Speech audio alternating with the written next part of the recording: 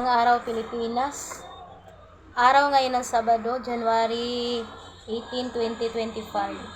Magandang araw din sa SDFW, na Filipino Guerrilla Forces Affiliated.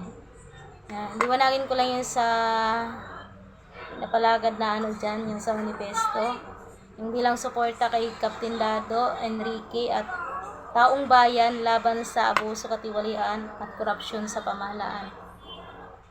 Mayroon akong i-post dyan, mayroon din akong binabasa sa GC.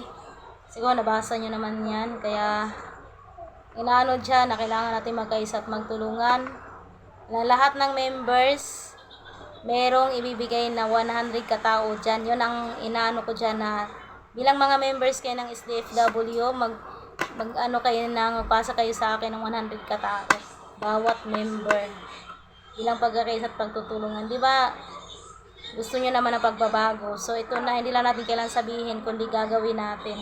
Siguro hindi naman mahirap yun na magano kayo ng 100 katao bilang suporta para sa pagbabago ng ating bansa. Kasi ganito yun, ang hirap na ngayon, kita nyo naman ang katotohanan. Hindi natin kailangan magpakabingi, magpakabulag. Kitang-kita natin.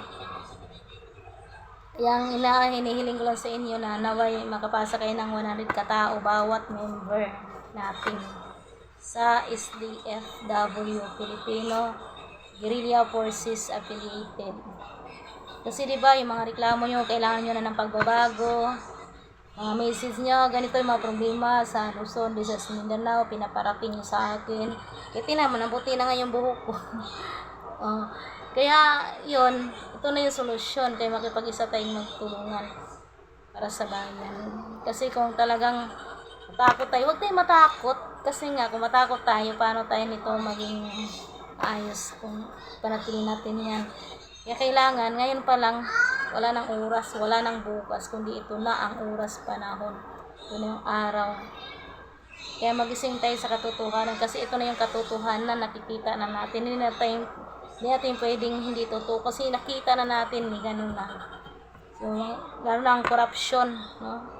Kung dati na sinasabi lang sa hate drugs, ngayon grabe, talamak, sobra na yung korupsyon sa gobyerno natin. Kaya ito na yung action natin na gagawin, yung magkaisa tayong magtulungan para sa bayan. Kaya yung mga nakapagpasa na sa akin kagabi, okay na yun. Yung mga hindi pa, naantay ko pa. Kasi ito naman nakaano naman dito, kalista naman niya kung sino yung mga nagbibigay sa akin. Basta lahat ng members nandyan sa GC.